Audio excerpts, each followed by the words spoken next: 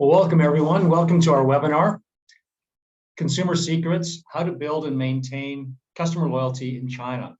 I'm Todd Hancock, Asia Pacific President for Collinson, a global leader in customer loyalty and benefits. And we're really excited to be bringing this webinar to you today in collaboration with our strategic partners, Salesforce and ChatLabs. Oh, I think some other people need to go on mute. Joining me today, we have three fantastic speakers from each brand.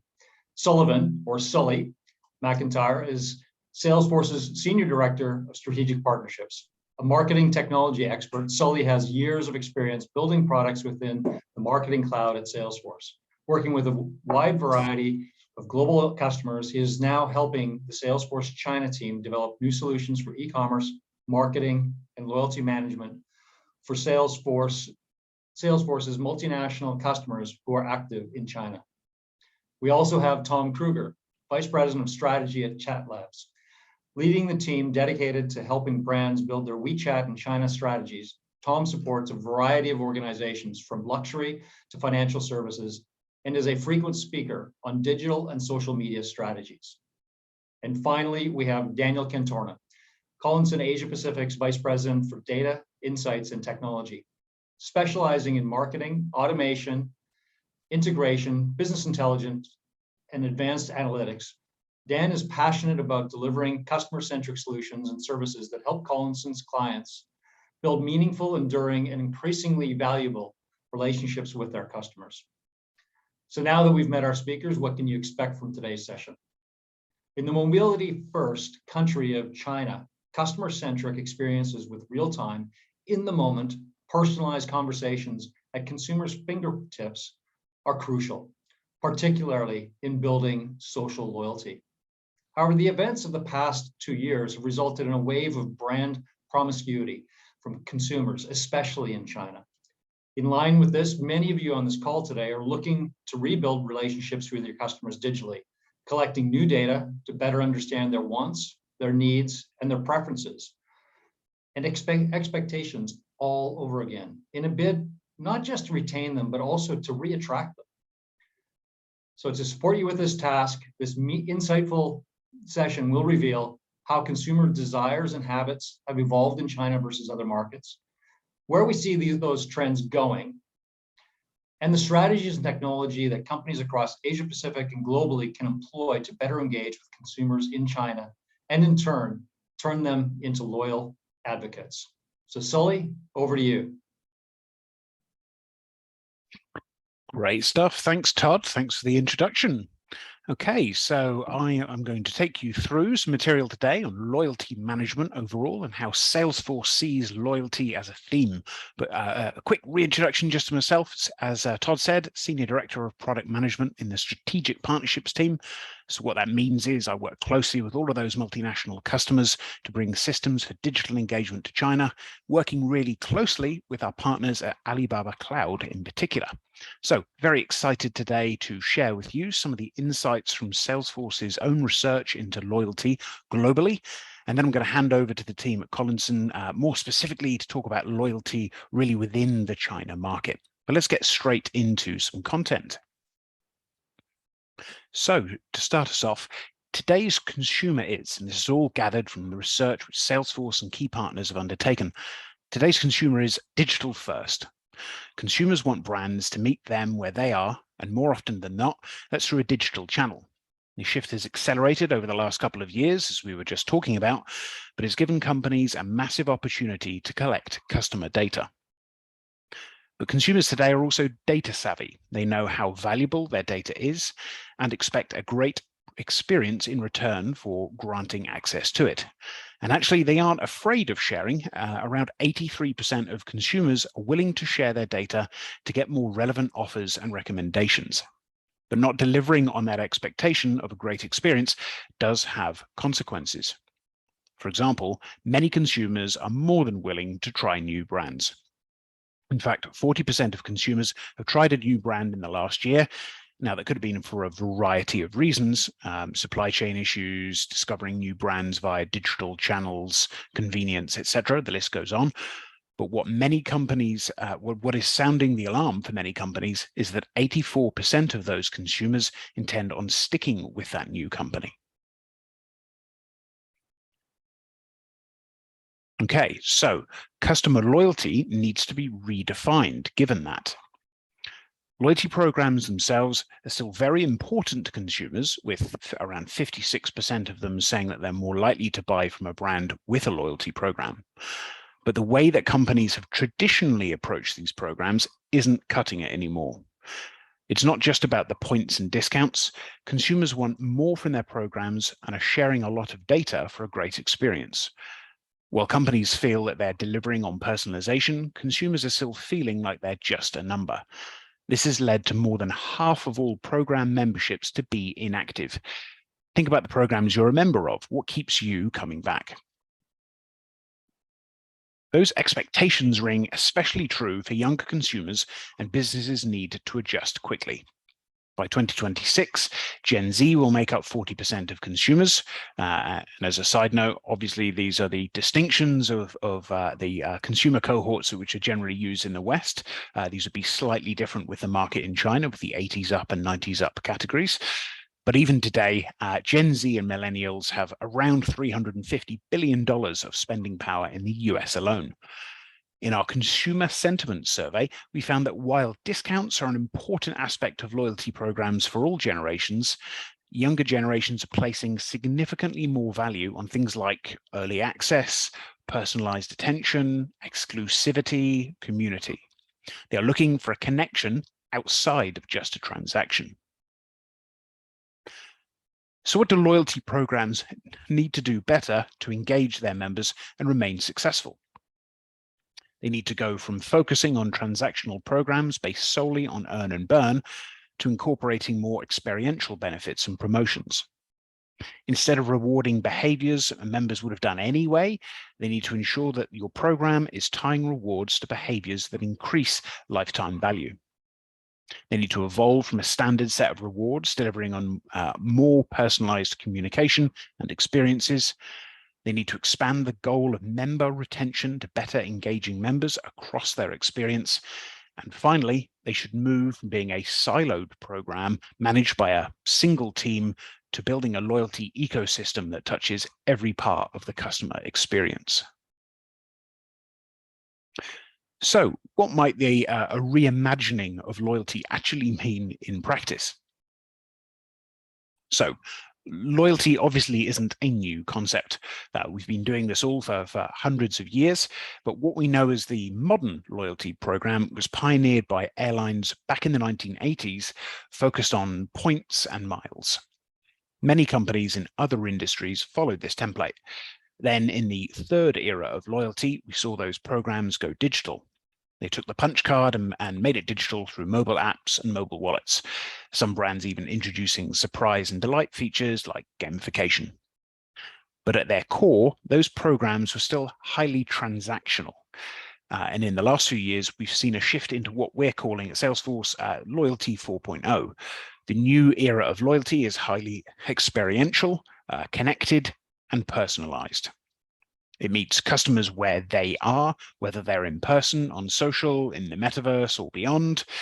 These programs are driven by real-time analytics and predictive capabilities that enable them to be proactive. And finally, we're seeing a huge demand from younger consumers in particular for brands that share their same values and take a stand on social issues in order to win their loyalty. The next era of loyalty needs to be both rational and emotional. Building meaningful relationships with your customers is about balancing rationality and emotional loyalty. It starts with what first made consumers love brands and their programs: points, discounts, reward. Those all lead to the act of being loyal. But they don't necessarily guard against the customer switching brands if they find a better offer or more convenient offer. Now companies need to combine that with the emotional side of loyalty, which includes many of the things important to your personal relationships. Understanding, connection, empathy, and the shared values we've been speaking so much about. This is the feeling of being loyal, and this is where that genuine relationship is formed. And brands that have invested in emotional loyalty have benefited. 53% of consumers say that they feel an emotional connection with the brands that they do business with the most. So how do we start building those connections? It all starts fundamentally with understanding your customer and building that single view. But in order to do that, and in order to make a loyalty program successful, companies need a foundational data strategy. What are the systems that need to work together for this 360-degree view? Where is that single view stored, and how are you sharing it across teams? Oftentimes we see loyalty programs living within a single team, maybe a single geography only as well. That can definitely be an issue with China, and maybe sharing that member data with a couple of other departments only. In order to win in this new era of loyalty, brands need to go beyond that. Building customer loyalty isn't just about the program, though. It's about loyalty being your enterprise-wide strategy and keeping your customer at the center of everything you do. All of these departments that you see here should help to inform your loyalty strategy and vice versa. For example, you should be leveraging your loyalty program data to better inform your marketing campaign targeting. You should also be personalizing the e-commerce experience for your most valuable members. And you should bring that same personalization to the store as well, empowering your frontline staff with loyalty data so that they can deliver a white glove experience. You should also be ensuring that your service agents have everything that they need to deliver the best service and use those NPS and CSAT scores that all of those teams are so familiar with to help you measure emotional loyalty. And for B2B companies, you should take your channel and distribution partner incentives, tie them back to sales data, and you should tie all of that together with your other business metrics to measure incremental revenue, ROI, and customer lifetime value. To be clear, though, loyalty is a journey for your customers and for your business, but it's a unified strategy that unlocks customer lifetime value. You need to go from views of a member to a persona to actually being able to treat every member as a unique individual. As companies move from transactional to behavioral to more personalized programs, it will require more real-time and predictive engagements across every channel. The brands that can evolve also see a benefit, with consumers averaging 25% increase in spend when receiving personalized recommendations. But this is an evolution. We understand that there are challenges in creating this unified strategy. There are many obstacles in organizations and their technology that our customers face when maturing and unifying their strategy. So let's have a look at a few of these to finish off this section. So firstly, siloed strategy. While many loyalty strategies are led by marketing, loyalty needs to be a company-wide initiative. There needs to be buy-in and insights, not only from marketing, but also the analytics teams, finance, accounting, also very importantly, operations, to ensure frontline staff are helping to boost adoption and engagement. Secondly, disparate data. Loyalty technology needs to leverage multiple data sources that, in order to provide the insights needed for a program that actually engages customers, but also provides value for the business. Without integrations to various data sources and the rest of the tech stack, it inhibits both connectivity and personalization. Inflexible technology is also an issue. We've learned how loyalty drivers have changed, and with massive shifts in how consumers interact with organizations in every industry over the last year, so loyalty platforms need the flexibility to adapt quickly. Legacy technology, though providing customization needed at the time, usually makes it difficult to run updates. And on the other end of the spectrum, point solutions don't necessarily provide enough flexibility for a properly customized platform. These obstacles then create barriers to building strong customer relationships. Let's have a look at those. Changing expectations is certainly one. Consumer expectations are essentially a living organism, always evolving and changing. But many of the organizational and technology barriers we just talked about make it really hard to adapt and ideally anticipate those changes. disconnected experience as well. In turn, consumers are left with a disconnected experience across departments and across their life cycle. As we discussed earlier, those customers are sharing their data for a great experience, and if a brand can't deliver on that, it can certainly damage the relationship. Finally, a lack of perceived value. All of these factors combined leave loyalty programs with a low perceived value for both the customers and businesses. Customers aren't receiving personalized, relevant offers, which can increase program churn. Okay, now, normally at this point, I would dive into lots of Salesforce's solutions for managing loyalty, but instead today, let's get into the nitty-gritty of what we're looking at as a specific topic, how these issues and problems and solutions in reality apply to the key market of China, which is so innovative in so many ways. So for this, I will hand over to Dan from Collinson to take you through more. Thank you. Awesome, thanks, Sullivan. I'm actually going to jump in here. Let me share my screen. There you go. Thank you, Sullivan. So as Sullivan really highlighted well, the state of loyalty in 2022 and beyond is very much rational and emotional connection. And with that, now I really want to start to deep dive into how do you translate those global loyalty trends into the China market. Before I do that, quick background. My name is Tom Kruger, Vice President of Strategy at ChatLabs. We're a global firm very much focused on China and really helping international brands connect their China data back to their global Salesforce ecosystem. Now, when we talk about China loyalty, the first question that I almost always get is, where do I start? There are so many kind of platforms and ecosystems and major players in the market. And where do you start with China loyalty when it comes to the digital ecosystem? And we know that over the past really 5 years, we've seen great growth in kind of the super app network of China with the rise of ByteDance, where they have Douyin, which is the TikTok of China. You also have other ByteDance platforms like Toutiao, of course, legacy plays like Alibaba's Tmall. You have other ecosystems like Jingdong for purchasing, Ctrip as an OTA, Fliggy, another Alibaba partnered firm. Even older search engines like Baidu are still very relevant in that customer ecosystem and customer experience.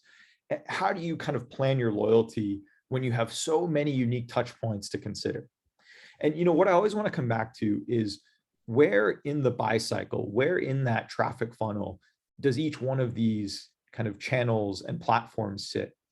Now, the confusing thing with China, or the thing that kind of trips brands up sometimes, is that most platforms these days have built around this idea of a super app. So even if you look at a traditional funnel, where in the West, we might, see an ad on Google or YouTube, and then go to the brand's website to review, maybe search pricing on Amazon or other platforms. Where in China, you can actually find and see an ad on Tmall, you can watch a live stream on Tmall, and then you can purchase direct on Tmall. The same thing goes for TikTok. Even Douyin as a short video platform, you can get KOL, KOC, or even ad placed on your feed on Douyin. You can then review that feed, that video, favorite it. Maybe then you can even go to that brand's official site and go to a Douyin store where you can purchase directly without ever having to leave that app.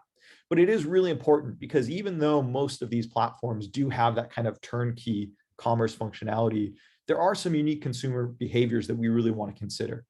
And I always want to zoom in on kind of the bottom and what we call the return funnel, which is that purchase, the customer service, retention, referrals, and then repurchase.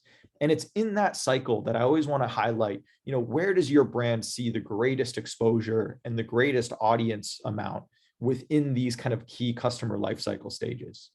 And what we find is, even though brands like Douyin and Tmall have great acquisition awareness and even conversion capabilities, it's really, I think, when it comes to the ecosystem, where you want to be considering in all of these channels is really the WeChat ecosystem. Now, the reason I say the WeChat ecosystem is a great place to really build out loyalty is that within the WeChat ecosystem, not only do they have the conversion capabilities of WeChat Pay through a mini program, but you also tap into a much larger network of features, things like messaging and re-messaging capabilities and personalization through the official account.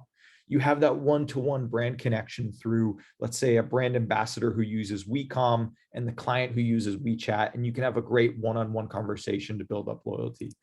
You have the core experience functionalities of a mini program to drive great content, gamification, and great relational but also emotional connection through the mini program. You have the ad space of WeChat Moments, and then you also have other capabilities, even like WeChat Channels, which is now the short video capability of WeChat.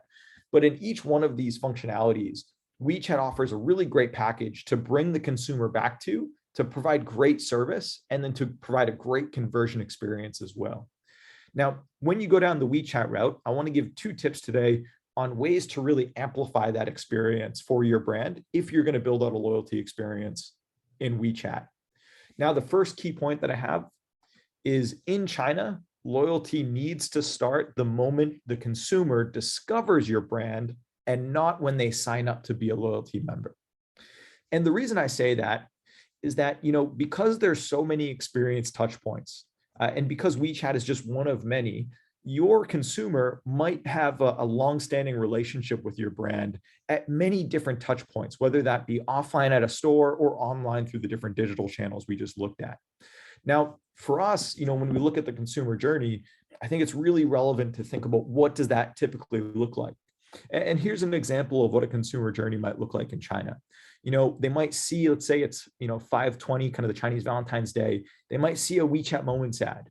They might then, from that ad, click into a mini program, browse some product selection.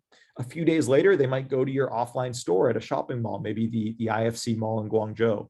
And there, they're interacting with your brand ambassador, and they might even add that brand ambassador, that store associate, as a friend. The brand ambassador might be using WeCom. Maybe a few days later, they actually go ahead and open up that mini program again and browse those products that they tried on. After they kind of find an idea of what products they might want to buy, then they might go to Xiaohongshu, Little Red Book, to then see what are consumers saying about that product that they tried on and really like. That brand ambassador, after they go on Xiaohongshu, might end up following up with that consumer on WeCom or through WeCom to that consumer's WeChat. They might ask them if they're still interested, if they want to come back for another visit. Maybe then, even though they have a great connection and with that offline store, there might be a promotion on Tmall, and they might go ahead and purchase on Tmall. And then after they make that purchase, they get the product, they see information about loyalty. So then they go back to WeChat and actually sign up as a member. And so even though the brand might only first be getting to know the consumer at step 7 when they sign up for loyalty, there's so many touch points that they've had with the brand that have led them to that conversion, but have also really educated them about the brand. So they're not very new to the brand, although they're just signing up as a member many, many stages after they first interacted with that advertisement. Now, for us, I think it's also important as a brand, there's so much data that you can start capturing at each one of these steps. And what I mean by that is if we look at the WeChat ad, when that consumer saw that WeChat ad, they clicked on the mini program in that WeChat ad. There you're collecting, let's say, the union ID, the campaign ID, all the page clicks that they've made. When they go to the store and they connect with your staff, the staff that uses WeCom, you're also then tracking that single WeChat union ID. You're seeing what relationships to the staff they have. We can see which store location they went to. We can see all of the chat messages that consumer had with the store associate, and even the voice calls. So all the product recommendations, all the follow-ups that are made, those are tracked by your brand. When they go home and they start browsing the mini program again, we're able to see that union ID again because it's within that WeChat ecosystem, but also things like what promotions did they click on? Did they share maybe a product to their friend or family? What abandoned carts did they have? How many return visits do they have to look at that product again? Later on, they get more messages on WeCom and we can track that relationship. And then last but not least, or once they make that conversion in Tmall, even though this is outside of that Tencent ecosystem, we're still able to collect that order information like the Tmall ID, that consumer's name, phone number, and their order details. And then finally, once they do sign up as a member, we can then start to create that loyalty ID for them. And so there's a wealth of information that you as a brand are capturing and seeing at every step in that journey. And to miss out on that and to only start building that relationship when they become a member is a huge loss for the brand because you miss out on all of those key decision splits and key decision moments that led them to wanting to engage and purchase from your brand. And so that's why I think it's so important that starting from the moment they find and really get inspired by your brand, you need to establish a single view of every consumer that you have. And for us, that's so key. So tracking not just within Tencent ecosystem, but finding ways to identify in the ByteDance network, the Alibaba network, and even those offline interactions are so crucial. And then bringing that back to Salesforce, bringing that back to your global CRM so that you can build that entire 360 profile is so important. Now, it's not important just to be tracking that information, but it's also, once they become a loyalty member, it's so important that you start incentivizing those one-to-one emotional connections that Sully referred to. So for example, when they click on that advertisement, because they participated in a brand, you can incentivize and provide points for that. Because someone goes ahead and visits an offline store, you could incentivize for that store visit, but also then building relationships with your store associates. When someone goes back to a mini program, maybe they go 3 days in a row to that mini program and browse, that's a great time to kind of build that connection and offer some points. When they have that 1-month friendship anniversary with one of your store associates through WeCom, another great time to incentivize. Now, of course, purchasing and conversion is always the key metric for any brand. So when they make that purchase, even though it's outside of a direct e-commerce from the website or mini program, even though they're purchasing through Tmall, that's a great time to incentivize and thank them for that purchase and provide loyalty points there. And then last but not least, when they do sign up as a member, maybe they get some bonus points for that member sign up. But from the moment they sign up, from that, hour one, day one, they're getting a whole backfill of those points because you've built that friendship from the moment that they first heard about your brand. And that's really key in China. And we're going to look at some examples here in a second of how you do that well. Now, the second and last key point that I want to focus on is this idea of treating your consumers as a friend. Because in China, consumers want to be treated as a friend of your brand. Now, the reason I say that is that when you look at the China ecosystem, it really mirrors a friendship. In China, if you've ever been to China, you know that the concept of guanxi is really important. And that's true also from a digital standpoint. WeChat has really built their consumer and brand engagement around this idea of a friend space. If you look at my WeChat on any given night, you'll see, and this is my screenshot on the left, this is my wife at the very top. Below that is going to be some company chats that I have. At the very bottom, I even got my mom, who's back in the United States. She messages me on WeChat. But then nestled within those friends and family and work chats that I have, you also have the space to start engaging brands. And you can see that Shiseido here, Shiseido Hong Kong, has their own brand space directly in my friends and family feed. And when I click into that, it's just like any other chat that I have in WeChat. It's personalized, it's direct messaging to me, and I have a firsthand experience to engage that brand. And it's really built as a friendship. Now, if that's where the brand is on WeChat, if that's how the consumer can engage, then it's really important that you engage them as a friend. And what I mean by that is don't just focus on one message to all followers once a week on WeChat. That's a thing of the past. What consumers expect today is that emotional connection of the brand knows who I am. They know what I've done so far with the brand. They know what I've purchased. And more than anything, they know what I'm interested in. And so you want to be thinking, what is this consumer's life cycle? Are they first time, are they learning about the brand?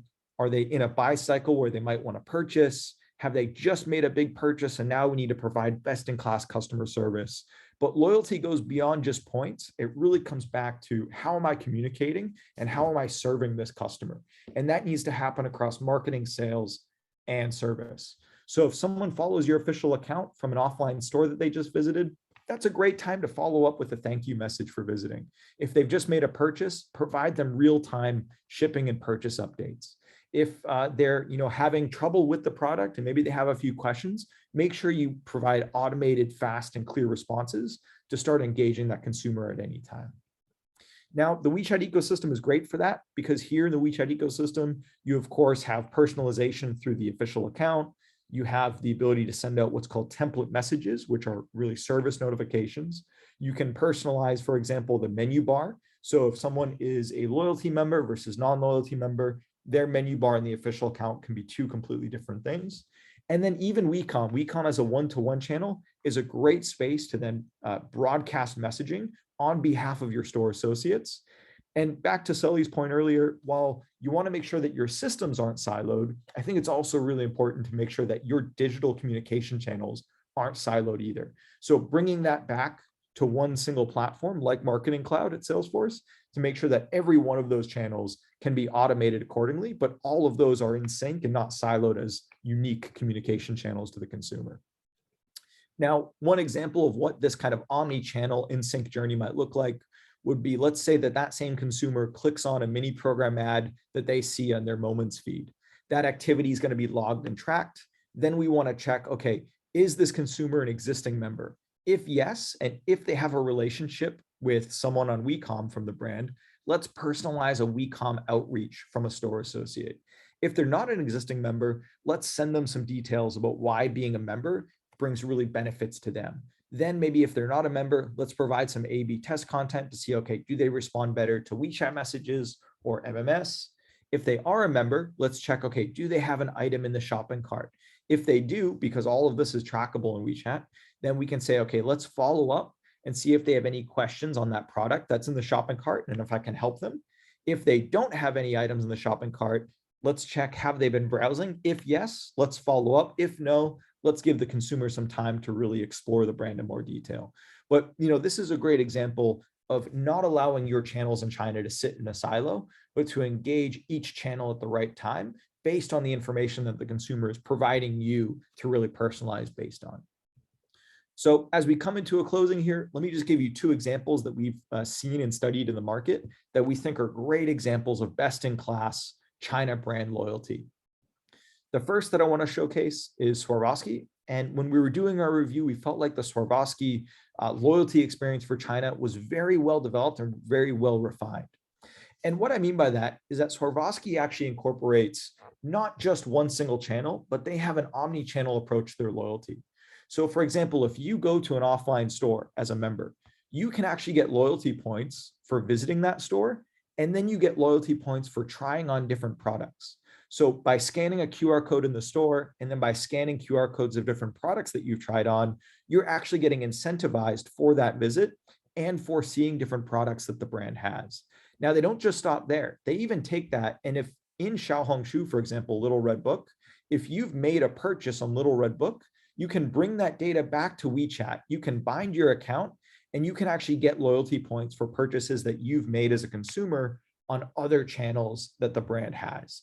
And so they do a great job of incorporating offline to online, and then all of those China digital channels that we spoke about early on. Now, the last example that I want to leave you with today is Dyson. And Dyson, we all know them for their great products with really the fan. But when it comes to Dyson, what we found with them is they do a great job at building community through loyalty. Now with Dyson, they have a very robust and very active WeChat mini program that serves as really the hub of their loyalty engagement. But what they do is that they have several different types of ways to earn points. The most classic is their CRM point activities. So within the mini program, you can actually go ahead and fill out your personal information. So when you do that, you get 150 points. And then the first time you register one of your products, you then get another 300 points. But that's really just the tip of the iceberg with Dyson. What they do next is they start to incentivize you. So in their community question and answer forum, if you ask a question, you get 150 points. If you answer a question, you get 300 points. If the Dyson community team actually flags one of your answers as the best answer, then you actually get plus 500 points. So it's a great way to build not just brand engagement, but really allowing the consumer's voice to come through, and a great way to incentivize user-generated content. Now they go a step further. So that's just on the community side, but now they start tracking all of your interactions and engagements within the Dyson Loyalty Mini program. So if you click the share button 1, 5, 10, 15, 20, 35 times, you actually get different loyalty points for all of those sharings and referrals that you do. Anytime you search something in the mini program, you get loyalty points for that. If you submit a question on the Ask Everyone page, you get loyalty points. If you watch product videos, you're getting loyalty points. If you create product comparisons and someone views that result, then you can get loyalty points. They even have things like ongoing mystery badges where they'll post kind of a flash badge that you can earn. And then they even have, for return visits to the mini program, ways to earn points as well. But Dyson does a great way of using that WeChat ecosystem, using the mini program as a hub, not just for CRM, but really for that complete community engagement aspect of loyalty that really brings home the emotional aspect of what consumers in China want when it comes to loyalty. So with that, feel free to scan my QR code if you want to connect after. And Dan, I will hand it over to Dan from Collinson. Hey, thanks, Tom.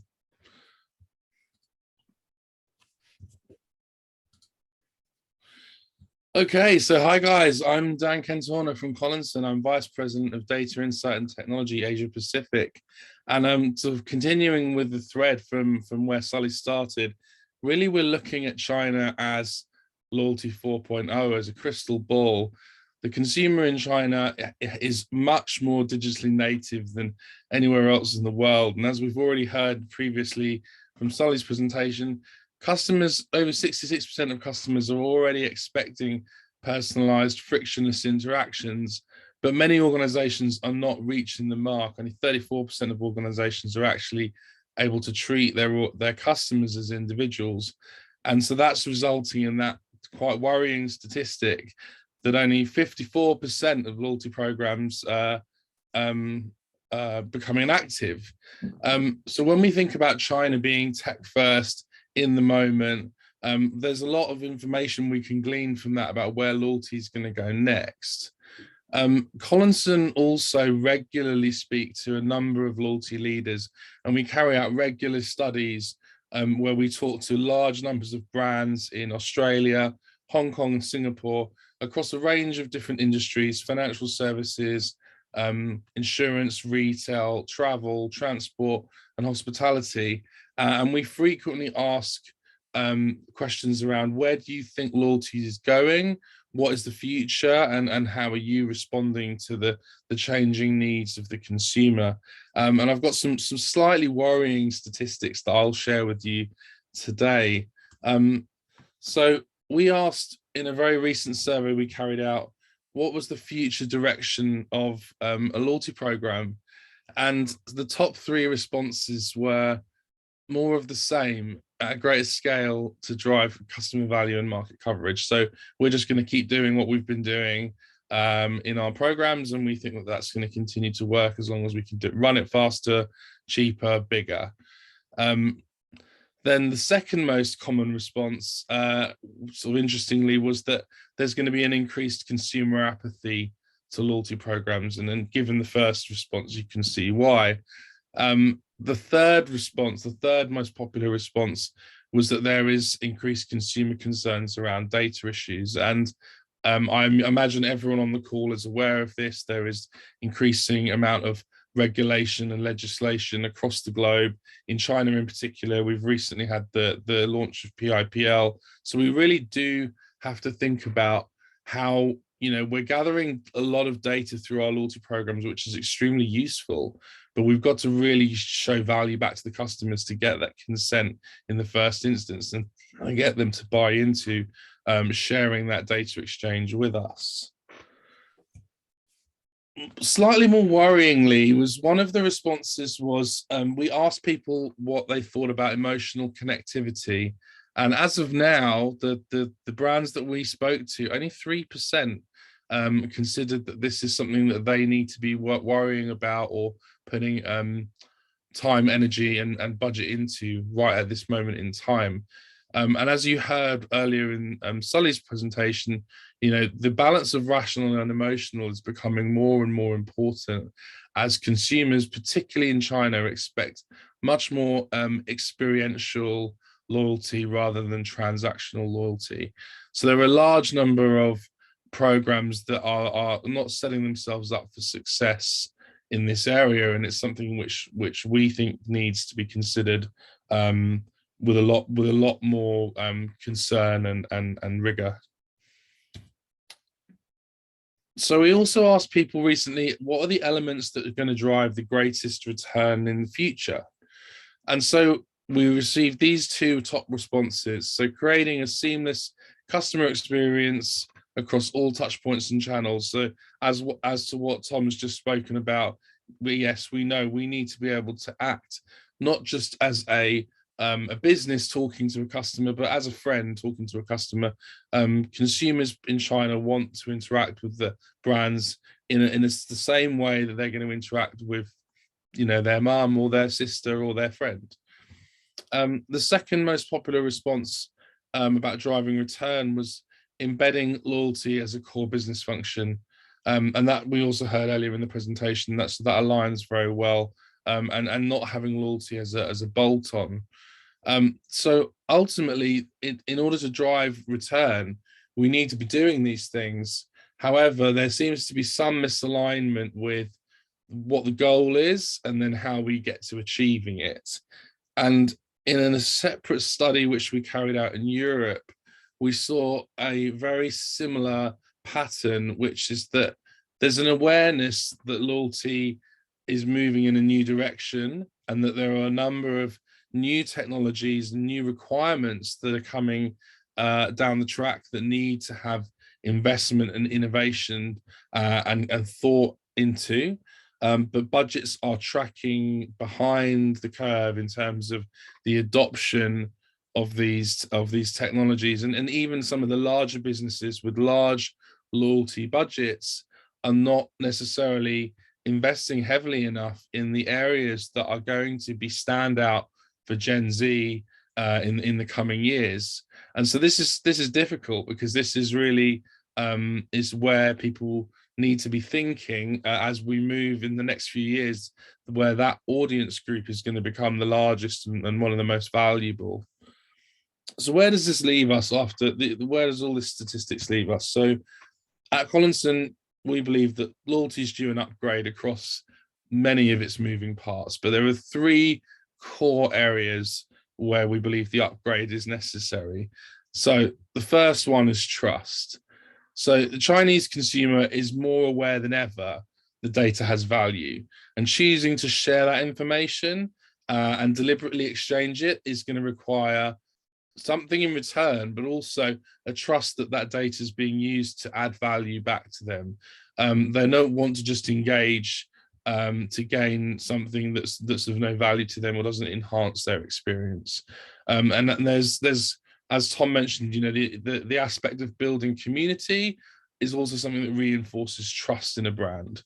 So we need to ensure that we are able to reward and delight our customers to be interacting with us and giving us more data, but also we need to be very transparent and honest in how we're using it, how we're providing meaningful, relevant interactions off the back of it. And over time to maintain that trust and not use the data that we're collecting in any way that could be perceived as underhand or not providing any value back. So secondly, the second point that needs an upgrade is value in general.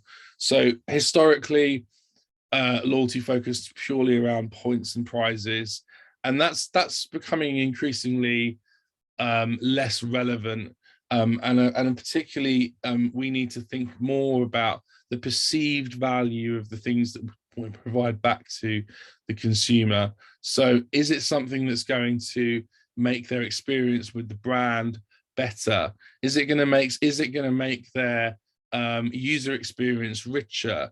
Or is it going to give the customer something that really makes a standout point to them, rather than just offering up some you can redeem some points to get a toaster or whatever it is. So we need to be much more laser focused on providing value that's relevant to the brand and the consumer, and that connects finally to experiences. So we're seeing a continuous movement from reward to recognition. So customers react far better and seem to be far more engaged by status enhancing experiences. So providing consumers with access to things that money can't buy. So the ability to, be part of an exclusive community, or to unlock access to a KOL or to be able to participate in an exclusive brand event, things which give that VIP status have far more cut through and resonate with customers more so than just awarding points. So having value that is translating into an experience they can have with the brand enables you to stand out from your competitors. So here at Collinson, we believe that there are three core components to building a complete loyalty ecosystem. So the first part we always start with is advanced analytics. So it's data. In order to do something with your customer, you first need to understand them. So you have to have your data strategy thought through. Where are you collecting that information? And as Tom's mentioned, there are a number of touch points where you can be gathering data before someone has joined your loyalty program, and you can be understanding that consumer in a fair amount of detail. Once you've understood or gathered some data about that customer, the second step is then trying to build dialogue. So trying to start conversations and trying to have natural interactions with that customer through methods of marketing automation. So building out those journeys, building out those in the moment conversations, as well as having your continuous drip dialogue. But it's got to be both. It's got to be relevant, and it has to be much more personalized and specific than the way that historically outside of mainland China, where we've worked with just sending, standard messaging on a regular cadence. It's got to change and become much more timely and relevant to the consumer. And then once we've built dialogue and we have engagement with that customer, the next step is now trying to use loyalty management to facilitate behavior change. And this is a task that never ends. This is really, loyalty management is a test and learn process where we look to incentivize different behaviors from our customers, and we look to gather data back from those experiences. And that then brings us back to the start of the circle, where we can analyze those experiences and then create future conversations. And so with these three components, we build a virtuous circle of loyalty where we plan, we do, we review, and then we start again. And this is where we have seen this approach is what yields the most success. So in terms of the evolution of where you start to and where you want to go to, so obviously at the very beginning, it's about acquiring data. And I'm sure many of you have seen this before. And so you want to acquire data to understand your customer. You're then going to start to put them into groups. You're now at stage 3, starting to personalize that experience.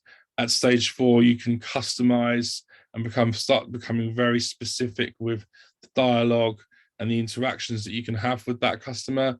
And then finally, where we really want to get to is as Tom mentioned, getting to those community co-creation stages where you have brand advocates who buy into your ecosystem so well that they're creating content and advocacy on your behalf. In order to do all of this and to build up to that stage, there's obviously you're going to need a significant tech footprint that can support this, because you need to be able to execute segmentation and communication and targeting and personalization on a significant scale. So if I come back to that point I made earlier, only 3% are considering emotional connectivity.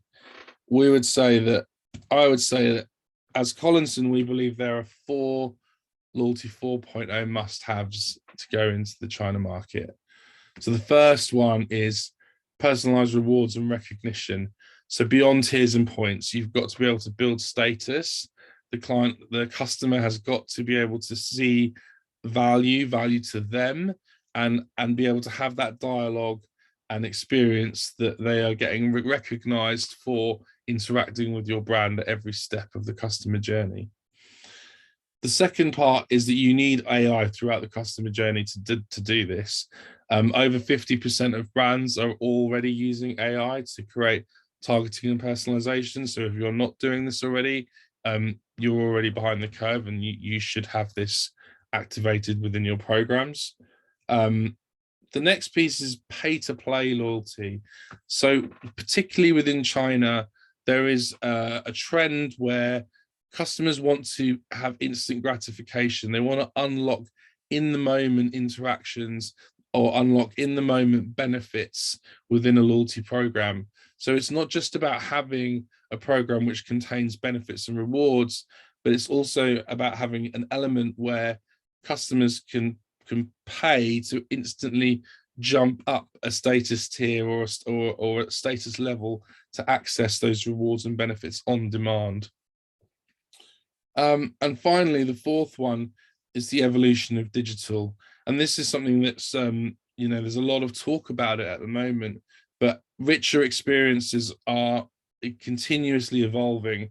We've seen there is, we're at the nascent point of the metaverse starting to emerge. We have augmented reality, we have NFTs, but over time, the depth and the breadth of the experience that we can provide to customers through digital is going to grow, and we need to keep pace with that. As we can see, China has leapfrogged the West in terms of the depth that you can interact with digital brands, as Tom showed in his previous presentation. So this is critical to remain cognizant of the emergence of Web 3.0 and ensure that you've got a strategy that's tracking along with the development and the emergence of these new ways of interacting with your customers. And especially in a digital first country like China, this is only going to accelerate over time. So one client who we've had some success with on this journey is Mandarin Oriental. So we recently took them on the journey working with both Salesforce and ChatLabs to take them into the China market and expanding their communication channels through WeChat to start to build these types of experiences. So these in the moment conversations with the customer. We've used, through working with Salesforce, we've also been able to build them predictive audiences that we can use to reactivate, cross-sell and upsell through to those customers. And we're also using AI to make very personalized, relevant decision-making that's driving increased customer engagement. So this is something which we're passionate about. And with these two partners, we have seen some great success on behalf of this client. I hope that you have learned something from this today, and this will help you on your journey as you move forward. If you do have any questions, please feel free to contact us, and we would be happy to support you on your journey of building customer loyalty into the China market. Thank you. Wonderful, thank you, Dan and Tom and Sully. I think a lot of great content there, and you can see it already from the questions that we're starting to get through. We've got about 6 minutes left in our hour, so that we can do a few questions. Dan, there's a question about China data and what does the latest China data law imply for loyalty programs in China? Maybe you could touch upon that one first. Sure. So the PIPL launched tail end of last year, and there are a number of requirements for it. It really depends on the amount of customers that you have and the types of data that you want to collect. There's a tiering of responsibility and burden in terms of based on the number of customers that you have and what type of data that you want to store and maintain. Luckily, you have the right people on this call, so please do feel free to reach out to myself and Tom. We can happily support you on that. We've had some experience working with that in the market if you've got specific questions, but basically it's the number of customers you have and the volume of data you're trying to collect. Great, thanks, Dan. It looks like we've got some great engagement from Stella out there, so thank you, Stella, for asking a few questions. So the first one was, we read that mobile phone number is the key one to collect and connect dots. Is that still the same in China? I'm not sure who wants to take a slot at that one. Yeah, I can Tom? take that. Okay. Great question, Stella. So the quick answer is yes. The only thing I'd add there is at every channel that you operate, you always want to look at connecting phone number to that channel ID. So if it's WeChat, phone number plus Union ID. If it's Tmall, phone number plus Tmall ID. And then you can stitch together from an omni-channel perspective. Great. And another question from Stella. So that'll be 3 in a row from Stella. How does private traffic tie into the whole journey? Great, I can take that one as well. Private traffic's really done in 2 ways. One is going to be one-to-one, your store associate to the consumer, and then private group chats, which are more one-to-many VIPs or active consumers. Both are very relevant. I would treat it as firsthand experience to the brand. So ask any questions, Q&A. And then the second is also for UGC, if you want to have a KOC share, why they love the product.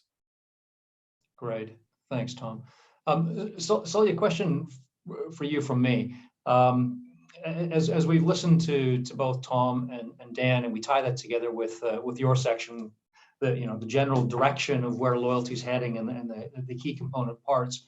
What are the things that stand out to you relative to how we have to consider that in the China context? Some of the parts that stand out to me. Probably, I mean, the biggest difference, I think Tom illustrated really well in his set of slides, was the vertical integration of the enormous platforms in China make loyalty just quite different as a fundamental practice. That's one of the largest differences I think I'd probably highlight. And so both tying together so much activity within the WeChat ecosystem, and then tying that together with the Tmall and Alibaba ecosystem and the ByteDance and Douyin one as well.